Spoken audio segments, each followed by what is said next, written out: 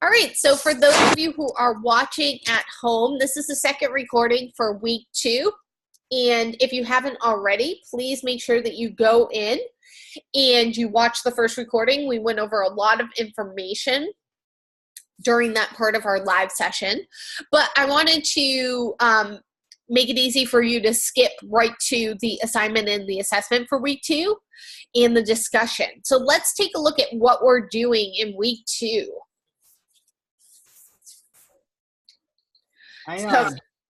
Good question. Where did we come from as designers? That's what we're going to be looking at this week. So welcome to week 2. Have you ever wondered just how graphic designers choose where to place text, shapes, images, etc., or why some pieces of design are totally clear and easy to read while others are completely confusing or even boring? That's even worse. In this course, we will learn the insider information about what makes a piece of graphic design successful and also be inspired by and learn from all the amazing designers who've come before us. You know, as great as we want to be, we're not always going to reinvent the wheel. So it's really good to know where we came from. So we have a little video for you guys to watch. And we'll hop on over into the week 2 discussion. We're talking about the elements and principles of design. So it's always good to be able to relate something back to your future career. And in this discussion, we're going to discuss the design principles and elements. This is relevant to your career as a professional graphic designer because all pieces that you create for a client will be composed of design elements and be arranged according to design principles. Indeed, the key to being a successful professional graphic designer is understanding first how to choose appropriate visual elements to communicate a unique message, and next, placing those elements within an appropriate layout and structure so the communication is clear. And I want to just tell you a little story about, my time as a graphic designer. Like I said, I've been doing this for over 20 years at this point. My first job was with a newspaper, and my second big job was with this company called Supercoops that designed direct mail advertising. So coupons that you got in the mail. I don't think that they are in business anymore, which is kind of sad.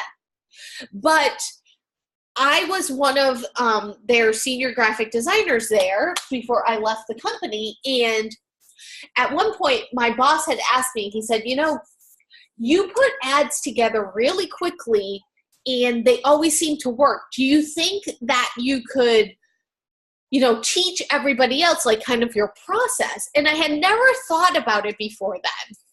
But I said to myself, I was like, I don't know. I just put it together in my head. It's one of those weird tricks that I have, but I can see when I'm given a page from a client, with all of their copy written down and typed out and things are everywhere on the page, my brain kind of figures out the proximity of those elements and it just starts to group things together. Right, just like breathing, exactly. I just don't think about it. So I really had to stop myself and kind of stand back and say, all right, you know what? Think about your process. How does your process work? And I had to kind of deconstruct my process. And it was a weird, it was kind of a weird thing for me to do, to kind of step back, slow down and say, but why did you know to put that there?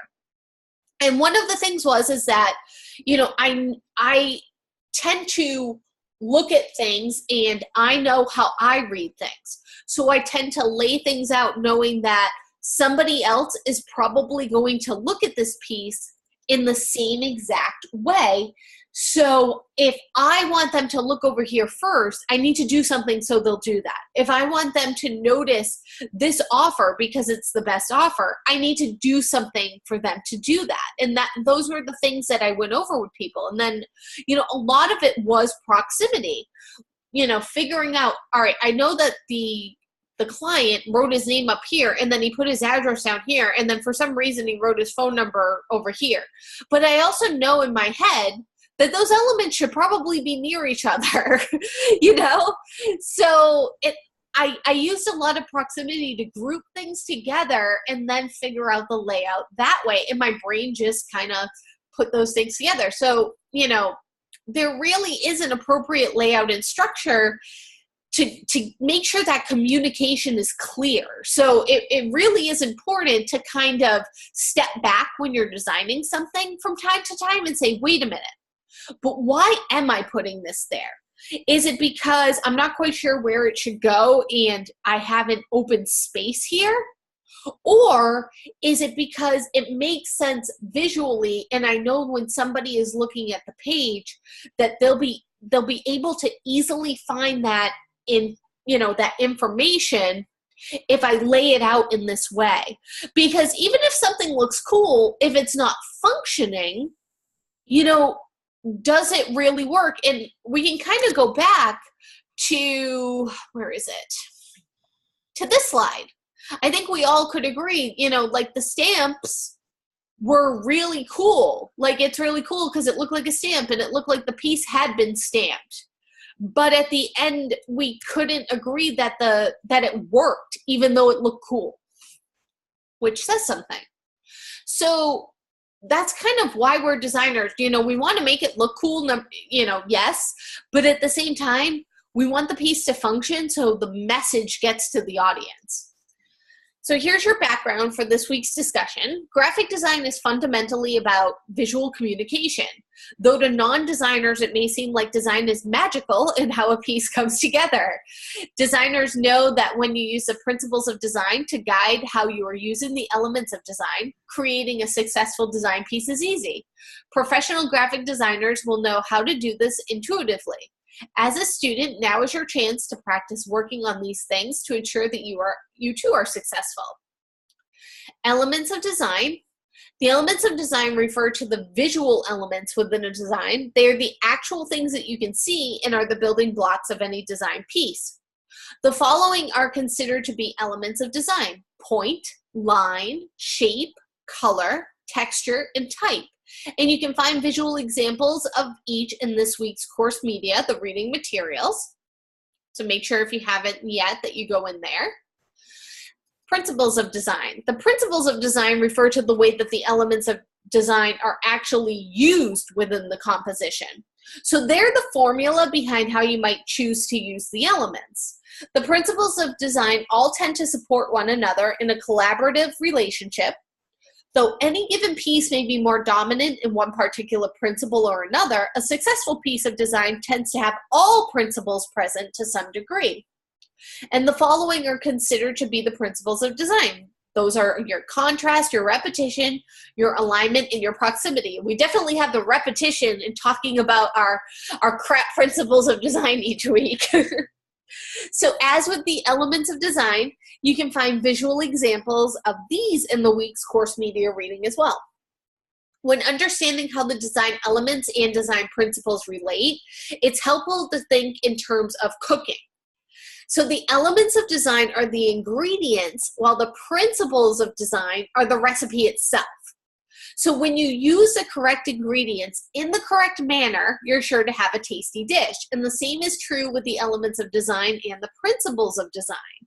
And I kind of, you know, I have a good example of that. Just from tonight, we started doing a couple nights a week that HelloFresh where they send you the meal kits. I love to cook, but, you know, trying to, with everything else I'm doing, put together a menu, you know, go to the store, find the random ingredients that I might need that they don't have at the grocery store near me, and then that's that other trip.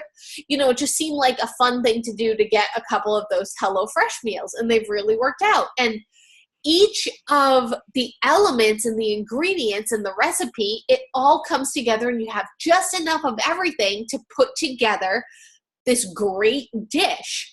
And that's, you know, that's what we're doing here. You know, we're taking the content that we get from our clients and we're putting that together with the principles that we know, and we have just enough of everything that we come out with a great looking ad. So for your prompt for this week, Imagine that you have recently redesigned the menu for a local coffee shop. The original menu was created by the owners themselves, and we've probably seen some menus that look like that. The coffee shop owners wanted to keep everything in neutral shades of brown and decided to make all the words the same size and use a different font for every single drink because they thought this would make the menu feel friendly and casual. Instead, customers began complaining that the menu felt confusing and hard to read. On your redesign, you used a simple contrasting color scheme. You used different weights of the same font. You set up a clear grid layout and grouped beverages together so that the menu is now really easy to scan. And customers have already commented on the positive change. Here's your questions now. In describing to the coffee shop owners what you did to redesign the menu, how would you explain those design elements and design principle usage? And remember, this is a person who doesn't do graphic design. They own a coffee shop. So how are you going to really explain it in layman's terms to them? You know, how do the elements and the principles relate to each other? Again, how do your ingredients and your recipe relate to each other? And because it's a coffee shop, you might want to use an analogy like that. What principles might have been lacking in the original menu, and why might the design elements in the new menu now support the principles? So for your citation this week, because you have to have a citation, you might use articles that show examples of how the elements and principles of design work. You can also find articles from experts that suggest what happens and what goes wrong when you are not conscious of the elements and principles of design. Your initial and reply posts should work together to develop a group understanding of this topic. Make sure that you're challenging each other, building on each other. Always be respectful, but you can discuss this and figure it out together. And I love when I see everybody working together in the discussion post and somebody says, oh, I never thought of it that way. Thanks for explaining it that way. I always think that's really cool that you guys are working together to figure things out. So per the requirements for the discussion, the original post is due Wednesday night by midnight, and it needs to be a main post of 150 words with 1 APA citation and reference. And then you also need to have 2 follow-up posts of 50 words each. And your responses can be addressed to both your initial thread and other threads, but they must be in your own words, so no copying and pasting the same exact response to somebody else that you don't copy what you said to Mary to, Anthony. Each reply needs to be unique, and that does not have to be by Wednesday. The two subsequent posts, the 2 follow-up posts, those are due by Saturday at midnight. And then remember that part of the discussion grade is submitting it on time, and the other part is using proper grammar, spelling, etc. And you need to be posting on 2 different days. So if you're a little confused by what the benchmarks are in the discussion, there are some samples that you can read too. Just don't copy the sample. That would be considered plagiarism. I can already see a couple of people in the discussion this week. Awesome. All right. So I'm going to read over the prompt of our assignment for this week, but before I get into doing an example of it, I'm going to then go directly into the prompt of the assessment because they're really related to each other this week.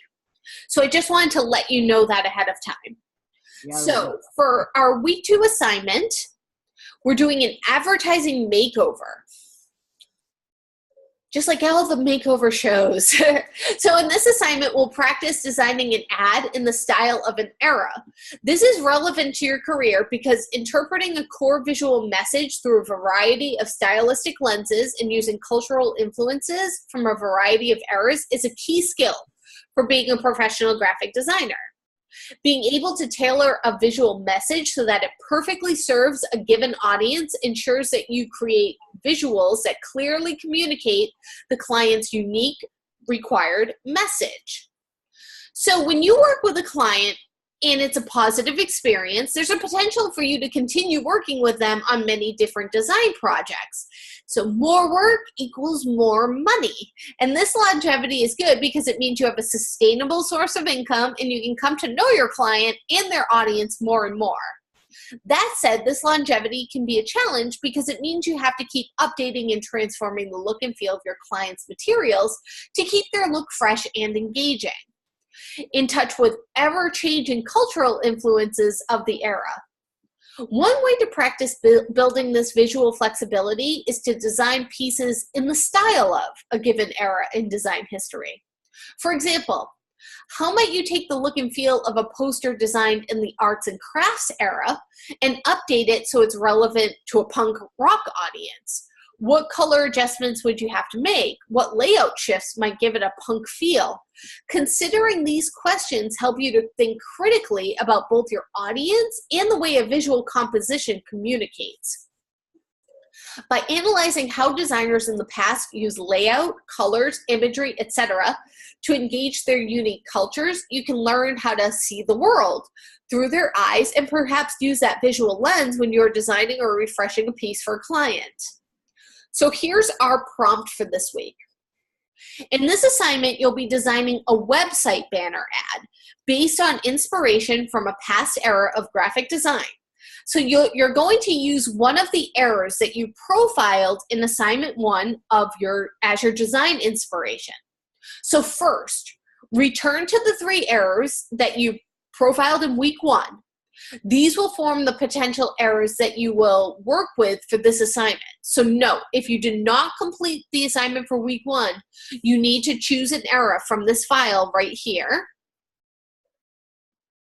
which is the same download from week 1. And these will form the potential errors that you will then work with on this assignment. Next, you need to download this file of content. So this is going to be the written content that you're going to use for your ad. And you don't need to type it out yourself. You can copy and paste it directly from Word. That way you won't have any typos, you won't have any grammatical errors. It's always best when your client supplies you with a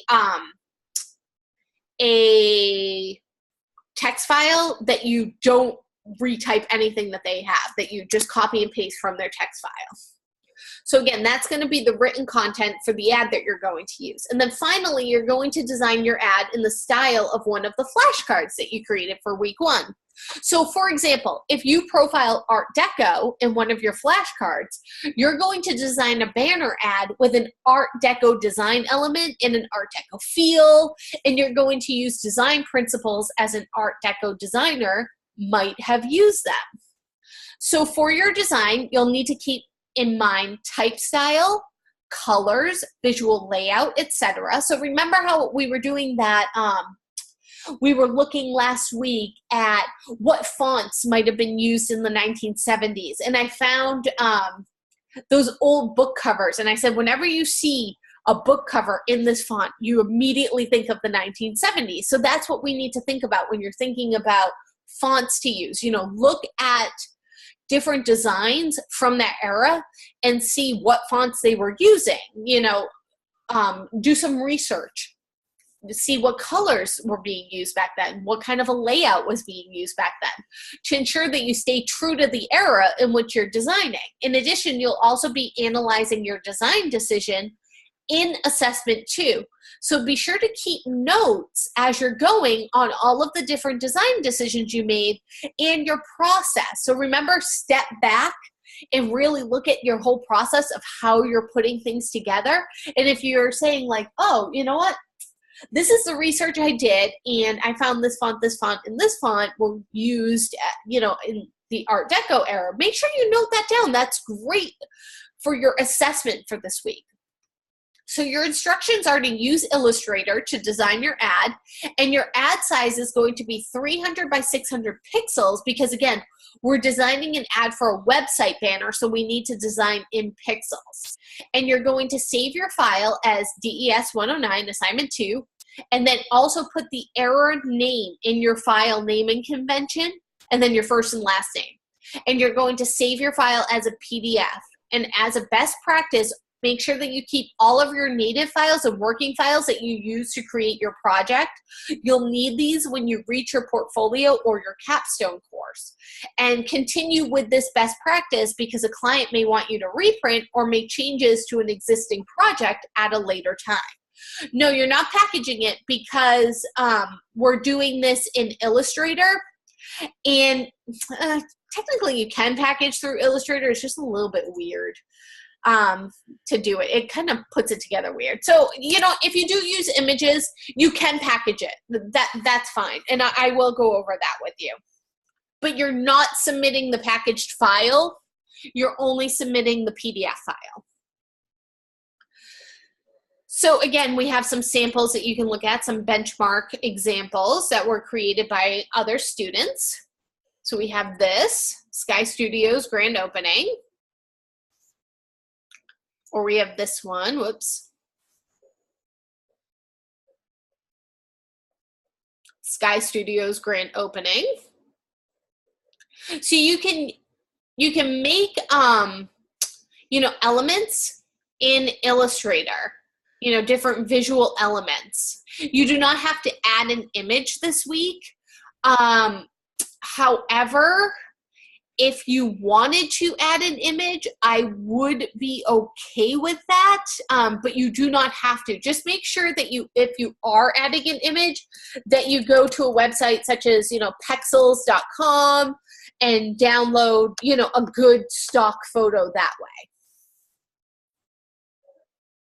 Make sure that you're also reading over the rubric and that everything is here. So you followed your instructions, your assignment was submitted on time, and it meets the required file naming convention. So don't forget to put that error name in your naming convention, and that you've submitted a PDF, that you're, you know, look at your craftsmanship.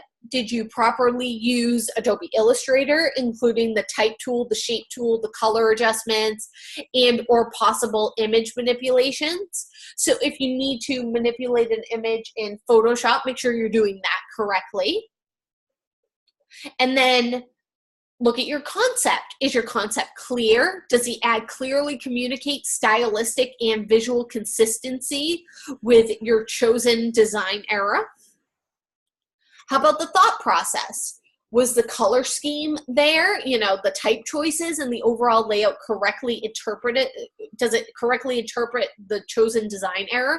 You know, if I look at that and I say, that looks like something from the 1990s and it's for something that's supposed to be from the 1940s, then it's not correctly interpreting the design era. Did you utilize the principles of design for a well laid out composition? Do you use all the CRAP principles? You know, research. Does your design clearly represent adequate research that was conducted on the error to stylistically represent visual elements of the error profiled? So that'll equal to 120 points. So again, I'm going to go over the assessment next because it relates directly back to this assignment. So let's take a look. So for your week 2 assessment, you're going to be doing a self-critique about your design process. So when you're working as a professional designer, you'll often have to present your work to clients, like every single time. This presentation will most likely outline your design choices, especially how you have used design elements and principles to capture your client's message and share it with their unique audience. Preparing a presentation also allows professional designers to analyze the design piece with a critical eye. Analyzing the principles before sending a piece off to a client for approval could result in fewer revisions, requests from the client because you've already looked at it with a very critical eye and researched all the scenarios to ensure that you've chosen the best one. So if you are working with a remote client, meaning you and your client aren't in the same city or town, this presentation often happens in writing over email. This means that your ability to write about your own design choices is key to your success as a designer. If you can write clearly about your work as a designer, you're much more likely to be seen as a trustworthy professional. This will lead to repeat clients and a thriving business. On the other hand, if you are unable to write clearly about your work, you'll most likely confuse your client, which can in turn lead them to question your ability as a designer and hinder your chances of being hired to work with them on another project. So when writing about your design choices, it's important to show that your work is appropriate to the situation. Saying that it's pretty or cool or you did something because you like it will not work in a client presentation. You know, it doesn't matter if you like it, it matters if they like it and if it's what they asked for. So instead, you need to give the specific reasons that you made the choice that you did based on the principles of design, the audience, and the content. So the following scheme can be helpful to follow when you're writing a design analysis. Make sure that you have an introduction paragraph. Briefly introduce the design problem and what you needed to make and any audience considerations. Then you have your body paragraphs. Go into detail about your design. This includes outlining how you're using each design principle and why you made certain decisions regarding the layout, the color scheme, and the font choices. This is where that research and taking those notes comes in. Always tie these choices back to concrete project elements rather than personal emotions or feeling. So let's say that I am designing a piece for the 1940s and I chose the font Futura. The reason that I should explain to my client that I chose the font Futura is that, you know what, we're trying to give a vibe of the 1940s here, and this is a font that was widely used back then. It's a very clean font, it's easy to read, you know, it's really going to help to get our message across. That's the correct way to sell the font Futura to my client. Saying, I picked the font Futura because I really like that font and I think it's cool. That doesn't tell my client that I've done any research.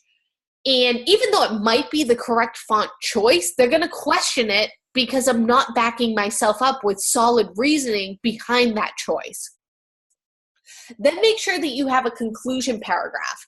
Remind your client of the design problem from the introduction, and then summarize your design decision, stressing again how your design solved that problem.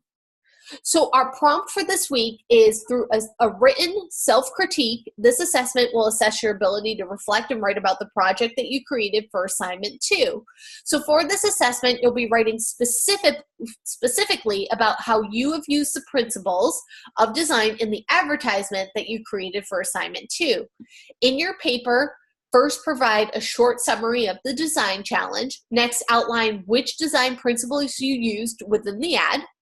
Then overview why you chose those principles that you did. Analyze and describe how each principle is making your piece stronger overall. Finally, provide a brief summary recapping the design challenge and how your solution best fits the requirements. Your paper has to be a minimum of 650 words.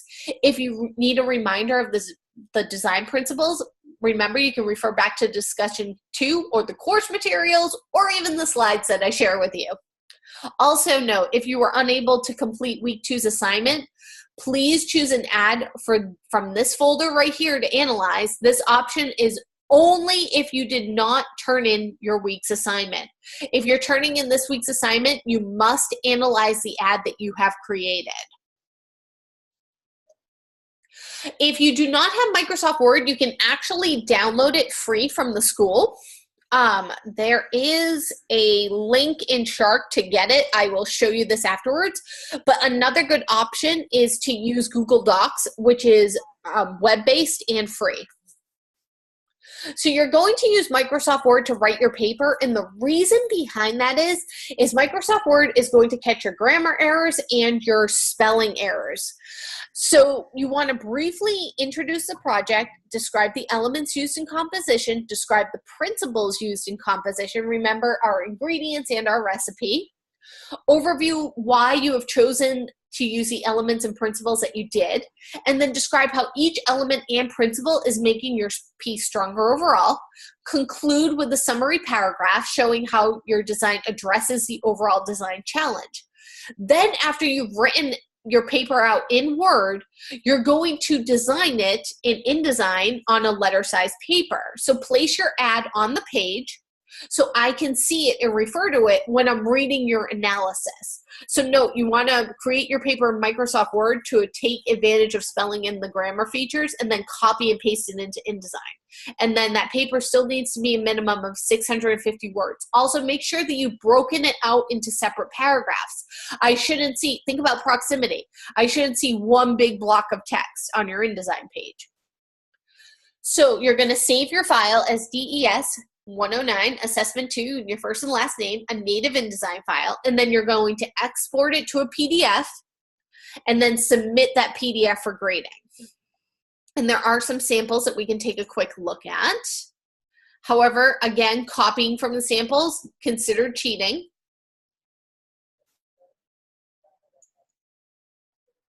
So this was laid out as a 2-page with the write-up on the first page and the ad on the second page. That is fine.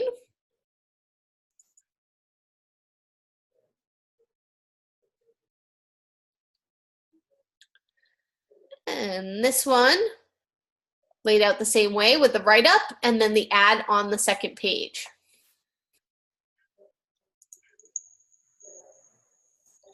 So let's look at our rubric for this assessment. Did you follow the instructions? You're using for your ad, hold on, let's take a look at the download. It is, yes, Sky Studio, grand opening, February 17th, 2017, 20% off all retail. Visit skystudios.com. Excuse me. So then spelling and grammar, is your spelling correct? Is your grammar correct? Do you have sentence structure? Is your paragraph structure appropriate? Knowledge mastery, did you demonstrate understanding of the assignment's topic goals? Does your writing provide enough narration through each step of the creative process? Does it have a cohesive and comprehensive flow, including an introduction, body, and conclusion? And then depth, does your paper address the assigned topic with the appropriate length? Does it address each design principle used? Does the paper adequately connect design principles with the project visuals? And I'm just going to pause myself real quick just so I can blow my nose real quick so you can hear me a little bit better. Hold on.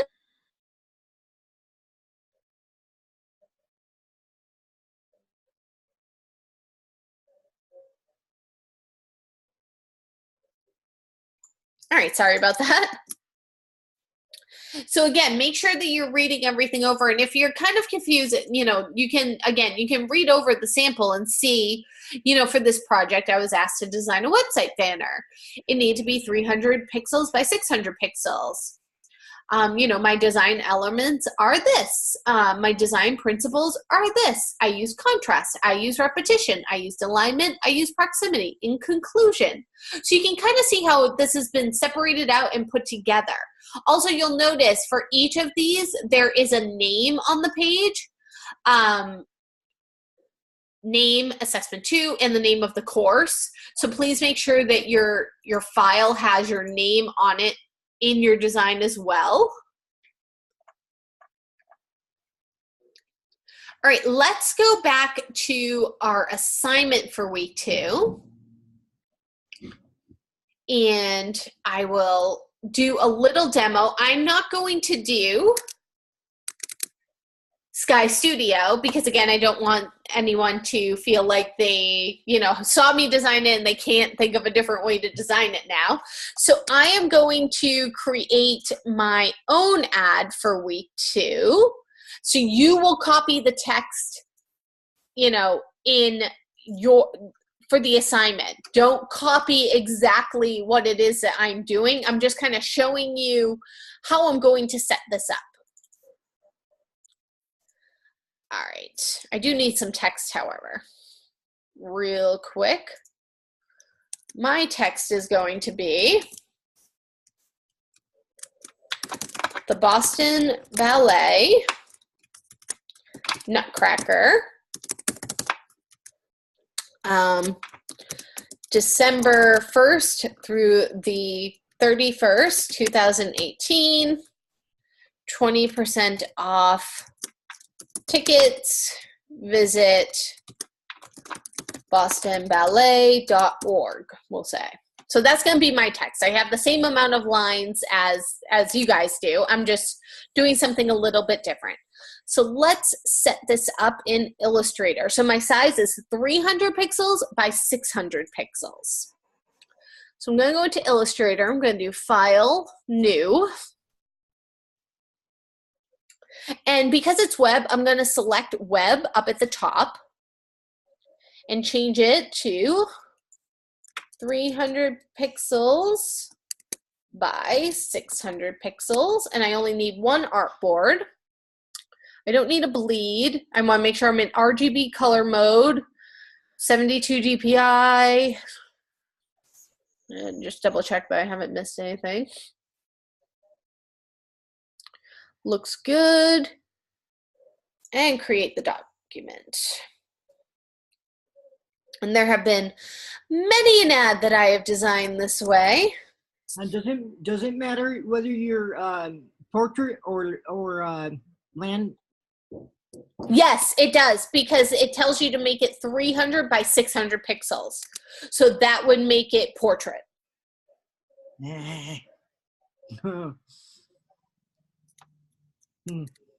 Okay. Yep, so we have to follow the instructions. Because remember, if it's an ad, it's probably being put in a paper and it was bought. They bought an ad size, or, you know, or it's put on a website and they bought space on that web page just this size. So that's why it's so important to, you know, make sure that you follow the sizes exactly in the portrait or landscape exactly. Yeah, well, the reason why I ask is because they say banner, and to me a banner is longer than it is taller. Well, banners run along the sidebar too. You know, they don't just run along the top, they also run along the sidebar. So this must be one of those ones. Yeah, we don't have to split hairs. All right, I'm going to, right off the bat, I'm going to name it with the correct naming convention so I don't forget. So I'm going to copy that naming convention, go back into Illustrator. I'm going to do a File, Save As. And DES 109, assignment 2. My error was 1970s. You guys picked an actual error from your list. I'm going to say S. McNamara and save it as an Illustrator file first. Okay. And I have some elements that I downloaded that I'm going to place. I have 2 pictures that I downloaded. And I'm not quite sure which one I want to use, but I feel like they, you know, like doing it in black and white will really have a kind of 70s vibe to it. So I'm going to try it first with this picture. So I need to do a file place.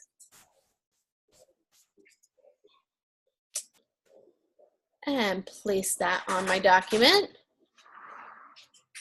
I'm going to click and drag. And somewhat center her. And then I'm going to crop the image. So what I did was I right-clicked on it, or you can hit Control and click. I'm going to go crop image. And move the edges in.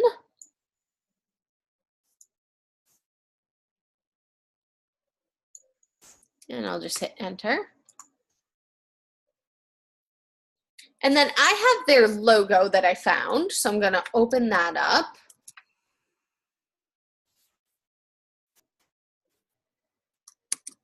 Which you can create a logo if you would like in the style of your error for the name of the company, or you can just typeset it. I'm going to paste that in.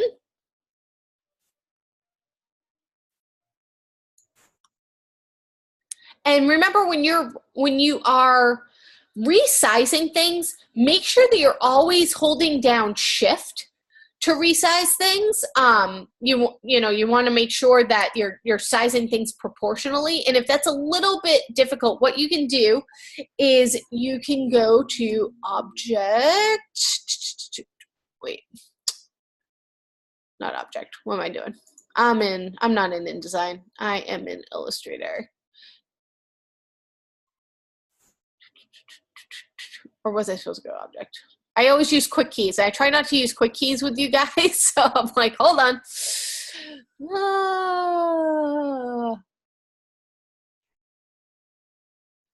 Like object. I know it should be here. Resize. Edit.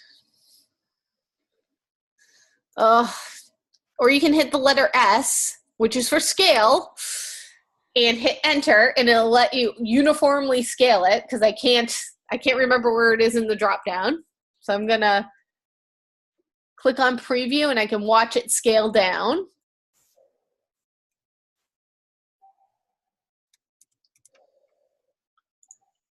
And move that up there, maybe just a smidge smaller. And I'll probably make this white stand out. Although, who knows, I might change my mind. So I've got that in. Then I need to grab some of my text. So the Boston Ballet, I'm going to use the logo for that. The Nutcracker. I'm just going to copy and paste this text right in. I'm going to put it off to the side first. I'm not really going to worry yet about, the font. I'm going to try to think this through for a second, maybe doing one line at a time. So I'm going to worry about Nutcracker first. I'm going to open up my text or my characters panel. Probably had it open. There we go. And I want kind of like this is such a beautifully drawn logo. I want something that's kind of going to be bold, next to it. So I might go with a Rockwell bold and make Nutcracker all caps.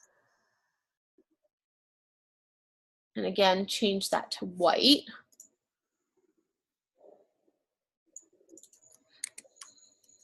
And I'm going to run it right across from edge to edge, purposely. I almost want this to mimic a bleed.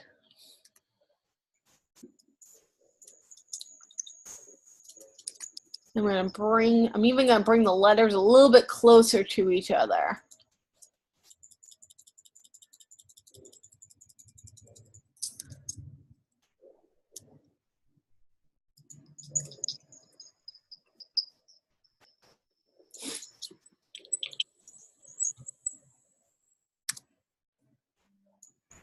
Do it one at a time. Bring that U just so it connects. And the T so it connects.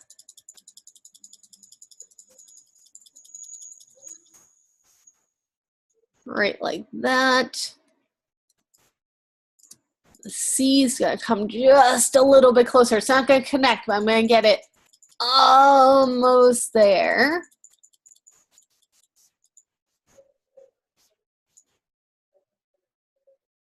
Same thing with the R. I'm really kind of thinking through my type here.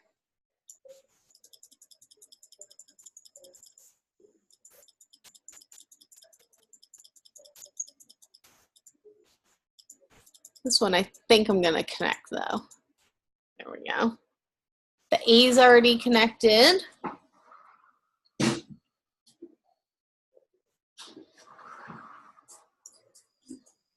Oops. Need to re-zoom in on that.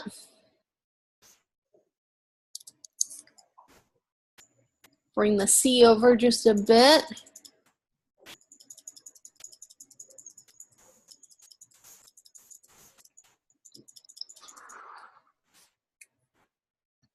And then, not quite sure if I'm going to connect the K. We'll see how that goes.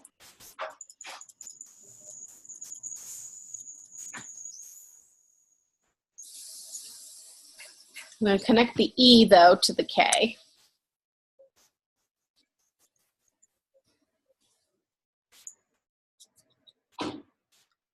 And I'm not going to, I don't think I'm going to connect the R, but I'm going to get it really close.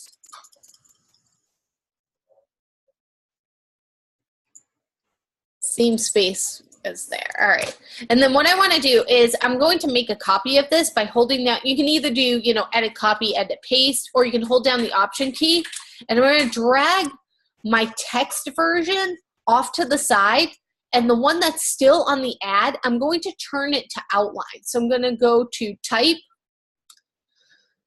create outlines, because I don't want to accidentally mess up my spacing that I just did. And now it's an image. It's no longer text. I'm going to bring it right to the edge.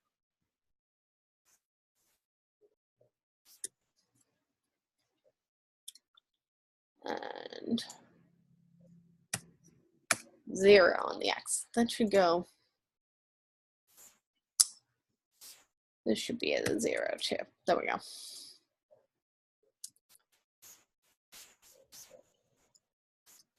And then I'm gonna hold down Shift and I'm gonna expand this right to the edge there.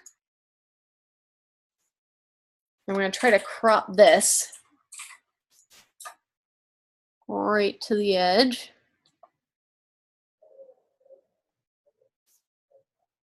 It's off a little bit.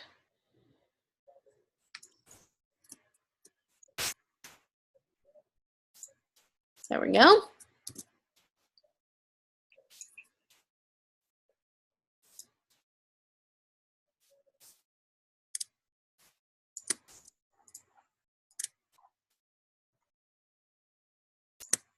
Might move it here. We'll see. I'm still deciding.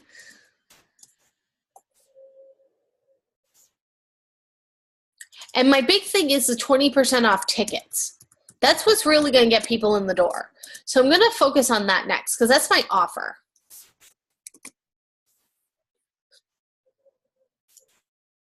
And I'm probably going to do something up here in this area right here. And this Boston Ballet font is, let me see. It's a very, very simple sans serif font. I don't know if I have the actual font. The easiest way to try to figure it out is to make the letter B and then kind of go through my font list and just watch what happens. Because the bottom part of the B is way bigger. And if I don't have it, it's not the end of the world. I can find something kind of similar with a similar feel.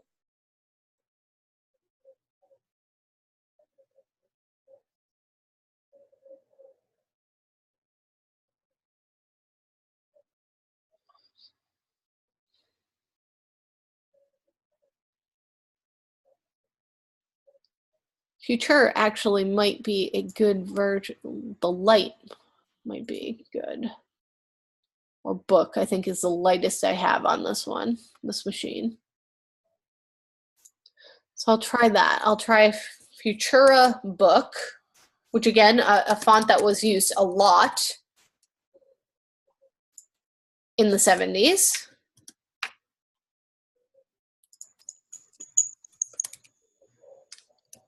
And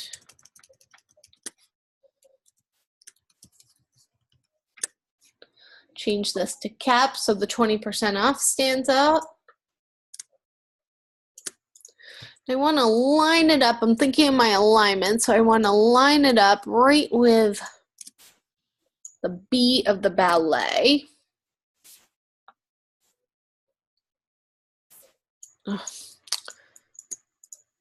Sometimes Illustrator does not want to play nicely when I'm drawing lines.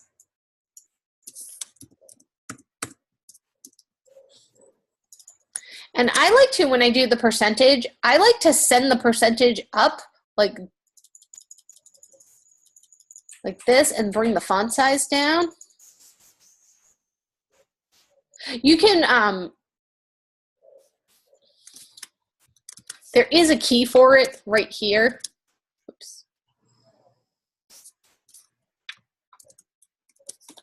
But I find that sometimes when you do the superscript, it actually wasn't that bad this time. Sometimes it's a little bit off, and it's better to make your own. Get rid of the spacing in here.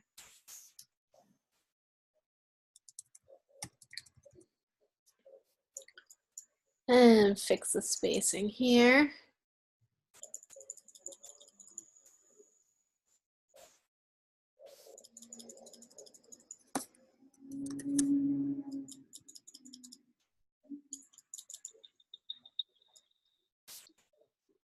And maybe for tickets, I'm going to use something completely different for a font. I'm going to make it very elegant.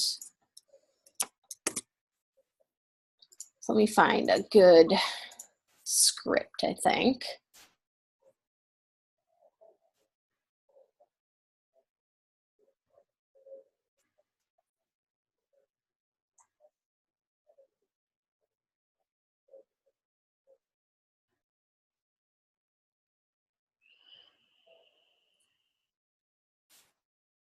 It's kind of hard to read. Nope.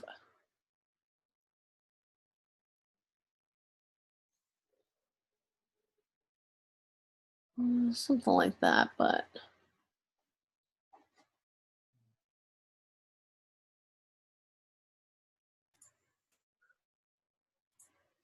maybe this.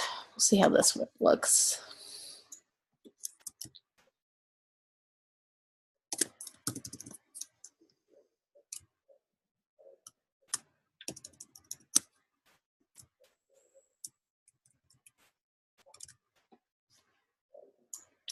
Kind of want something where the K was a little bit higher.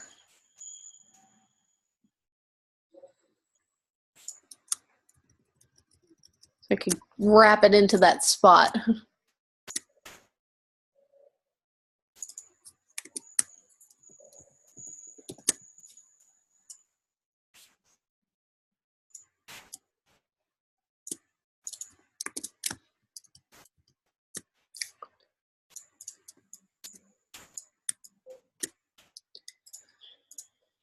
I don't know. That might be a little bit too much. Might need to go back to Futura. Sometimes things work, sometimes they don't.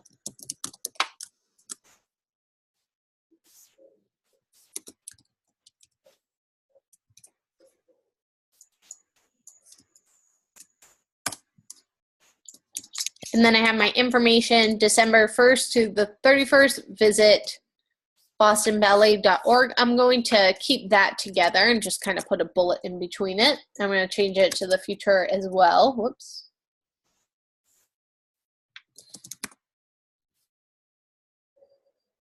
Standard book. There we go. And I'll probably run this down the bottom.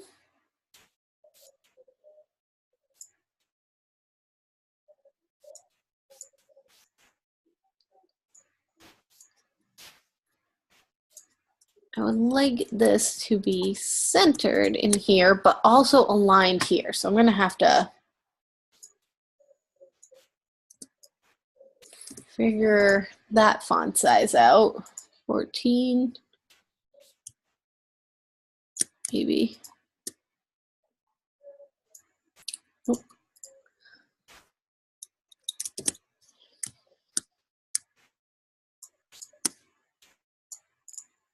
Let's try 13.25. Ooh, close.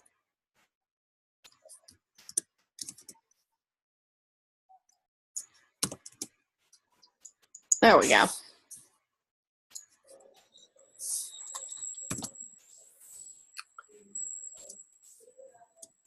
And probably center this in this space a little. It might also be nice to, there's this great line going here. If I can kind of mimic this line and put things at a little bit of an angle, that might be cool. We can try that. I'm drawing a line so I can mimic the line. And then I'm going to use my rotate tool, which you can hit the letter R, or you'll get this like little tab here and you can start to rotate things.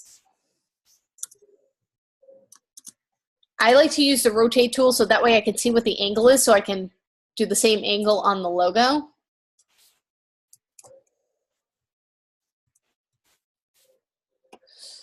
Negative 9.5. Let's try that. Negative 9.5.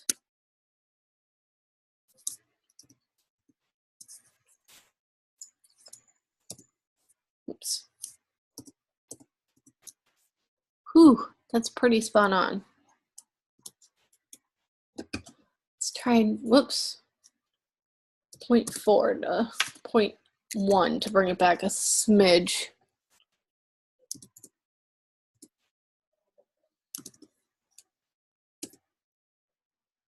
All right, so I think I need it at negative 9.2. Group my logo together.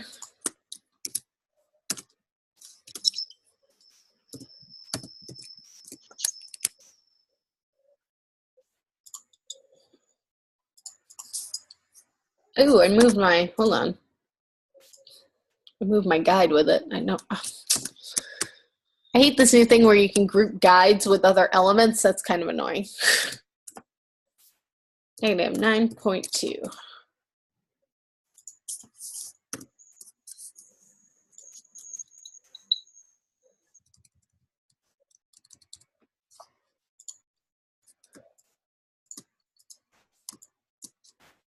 Maybe I'll scale this a little bit bigger. So if it's gonna lay over her, I'm doing it on purpose.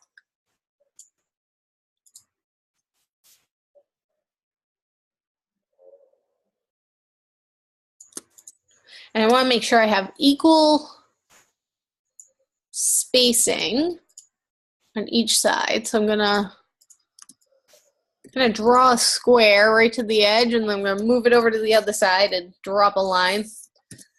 Some people do it differently, but I don't know. I found that sizing things and setting things up with rectangles has really worked for me, so I tend to do that a lot.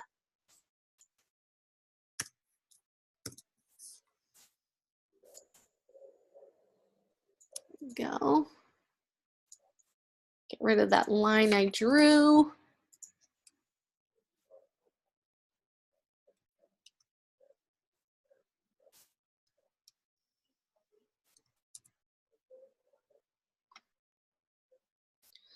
Kind of like the idea of the bee in the ballet cutting through this.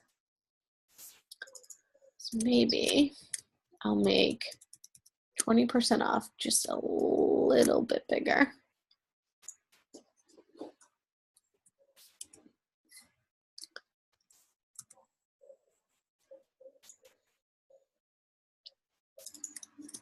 And chickens just a little bit bigger.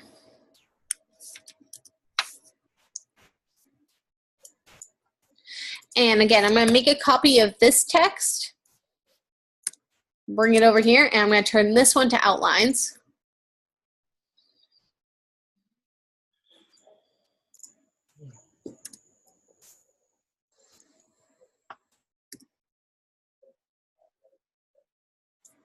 And grab the O and bring it to the front. Oh, come on. Oh, I gotta ungroup all of you, don't I?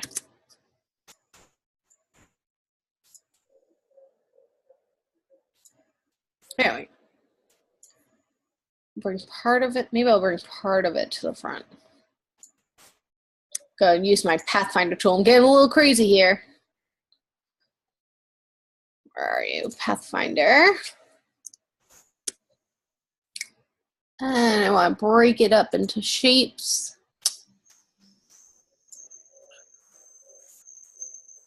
There we go.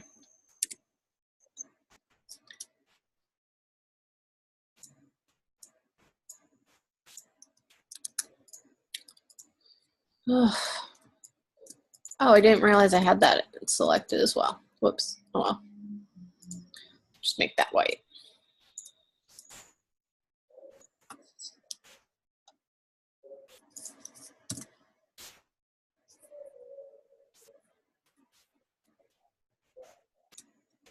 And to kind of get the nutcracker to stand out a little bit, I think we're going to do a line right here. Where's my stroke tool? I thought I had that open.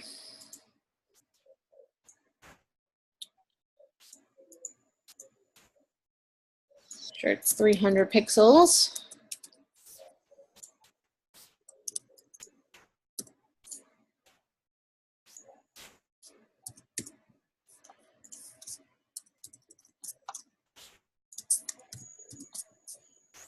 And I'm going to make a copy of it right here.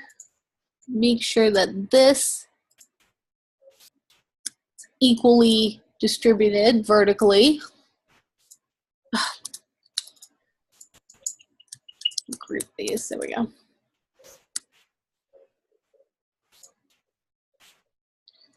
What on earth is it grabbing? Oh, this is a new thing where it's like you can align this right to the page. I really don't like this option. This is like a new thing that Illustrator started doing on one of the last few updates, where when you use the align tool, it just automatically doesn't align items to each other. It aligns it to the page as well. And for old school people like me, it's extremely confusing. All right, let me turn off the guide so I can have a look. So this has, to me, this has a very dated, oh, the reason I turned the fonts to outlines is because that turns the text into an image. And what I wanted to do was I wanted to break up part of the 0 so that way it looked like the B in the ballet was coming across the front of it and then looping through. So in order to do that, I needed to turn the text to outlines, and I'm actually going to move, which I should have done beforehand, move this to just over a little bit. Closer, not that far. And I'm going to move tickets just a little bit to meet up.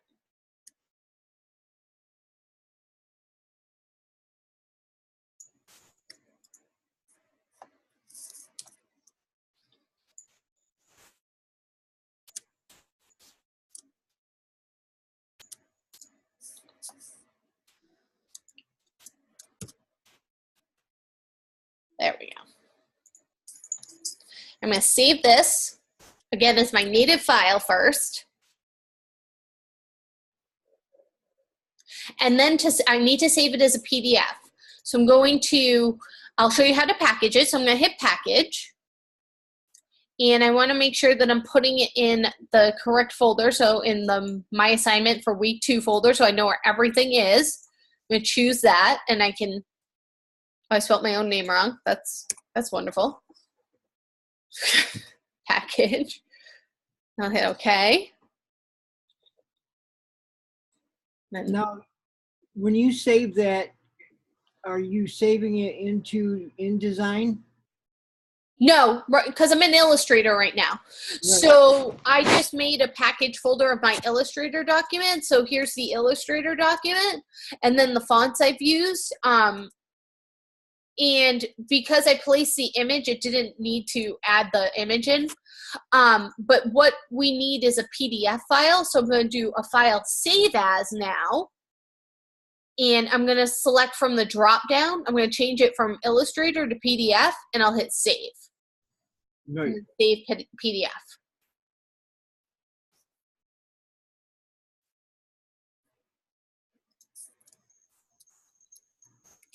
And close that out. And I can double check my PDF that everything looks good before I upload it. There we go.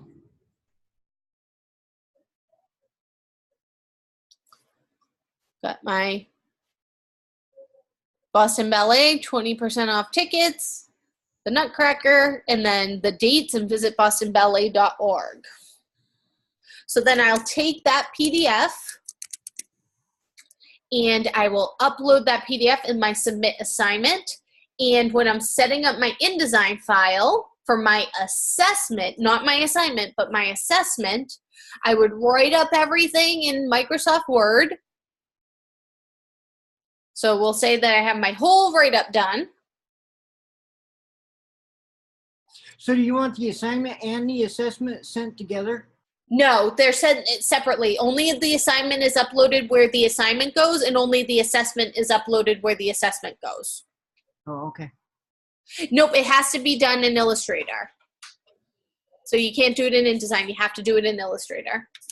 The assignment. The assessment, though, you'll put together in InDesign. Just make sure you're reading over the prompt. It tells you which program to use for what. All right, so I'm going to go to print. I'm going to go to an 8.5 by 11 letter. And just hit create. Whoops, I need 2 pages. So go to File, Document Setup, and change that to 2 pages. And I would do, you can put your ad on either page 1 or page 2. Whoops. Let me fix that again. Not facing pages. Unclick facing pages. Here we go. Up and down. All right. So you can add, you'll draw your text box and copy and paste your text from Microsoft Word right in here. So we'll say, you know, choose a nice font. Don't forget your name. And then you're going to place your ad on the second page. So you'll do a file place, go to week 2 so you know where it is, grab that PDF file, and just place it at the size it is.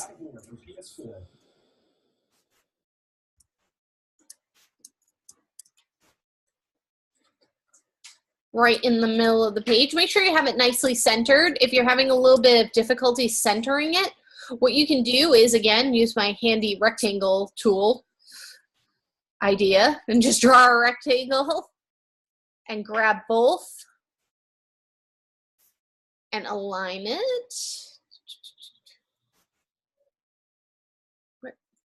Really? There we go. And then just delete the rectangle when you're done. And again, then this one you're going to save as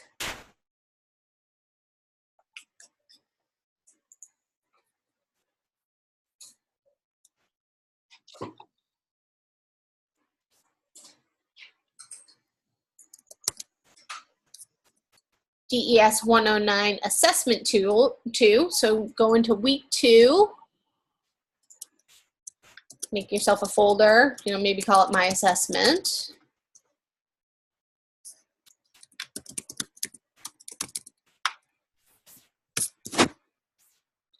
And then you'll make a PDF of this one as well. So this you'll do Adobe PDF export, and you can choose high quality print.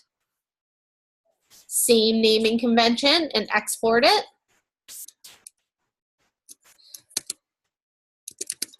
And then again, you know, double check it before you upload it.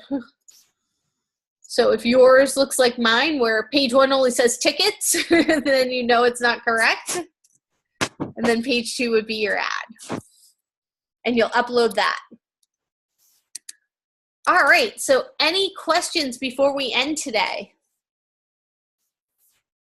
Are you sure I got to start over? Well, you know, try to wait if you can until the live session if you do have questions, just because I do go over the assignments in a lot of detail.